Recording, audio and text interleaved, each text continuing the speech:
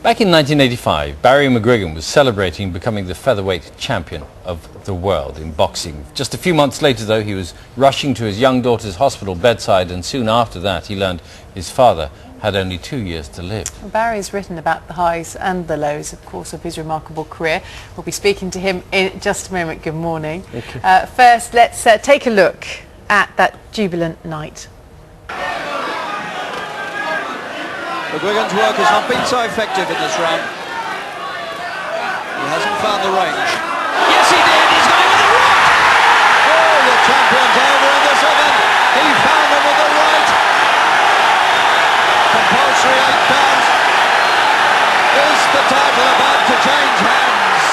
Irish determination poured into this fight. The final 3 minutes of a truly wonderful fight. Rosa is going to survive. What a marvellous champion. He takes 2 rights at the end, and that surely must be the end of Pedrosa's reign as champion. Everybody in the place is acclaiming McGuigan the victor, but to make it official, we have to wait. Barry McGuigan has won it. McGuigan is the champion of the world. For him, and all 25,000 people in the stadium. That feels like an emotional moment to watch, just from our perspective. What was it like? What was it like for you watching that? It was incredible. I mean, funnily enough, I spoke to Jonathan Martin, who was the head of sport at BBC.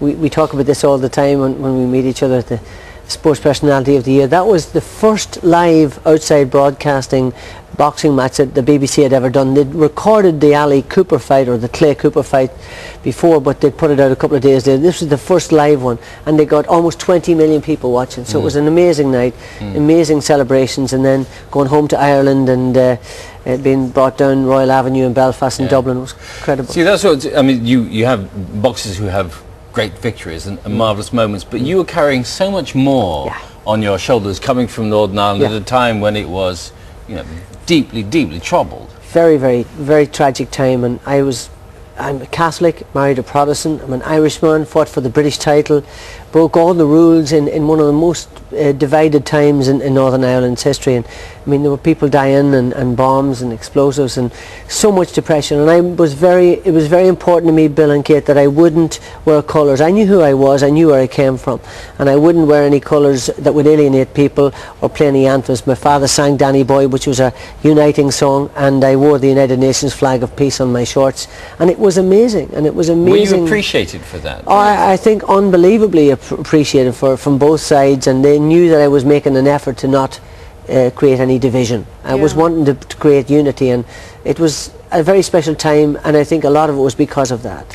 And you had a lot of support from your family, of whom you talk a lot about, not least your dad, as you say. He was came 6th in Eurovision. He came 4th in the Eurovision Song Contest the year that Cliff Richards didn't win. With congratulations, everybody thought he did. This is a picture of me when I was a God forbid, just becoming a teenager at that stage. I just got into boxing, and that's my identical twin sisters, and my grandmother and grandfather behind on the left, and my uncle Paddy, my mother's brother. So we were a big family unit. We were all very close, and growing up in a market town, and there were a lot of you know, the business, it was a grocery business. My father was a musician. We would have musicians staying over with us, and we'd wake up in the morning with my brother and I, and we'd nudge each other and say, "Who's your man having breakfast with us?" You know? my mum would come in and say, "Oh, this is Cecil Kettle from Inniskillen." So it was fantastic. You know? But extraordinary highs and lows in the ring, and also in your personal life. But in the ring, you suffered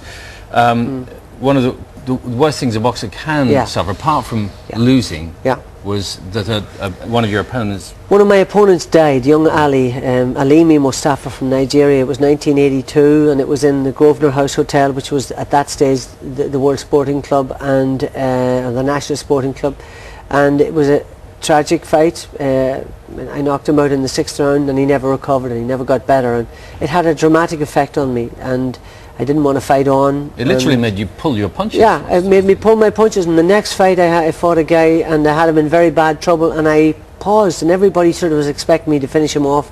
and I had that momentary pause. He nearly took my head off with the left hook, and then eventually I got the job done. But it was a terrible time, and I never forgot him. And the night that I won the world title, I cried in the interview afterwards, and Harry Carpenter was able to articulate the message that I was trying to get across. I dedicated the fight to young Ali. So it was a terrible time, and since then, lots of things have happened. My father died at 52, and my own brother took his own life in 94, and my daughter got leukemia in 97, and it's been like that. But it's been a great life, and on the positive side of things, it's just been enormous. I had a chance to make a movie with Daniel Day-Lewis.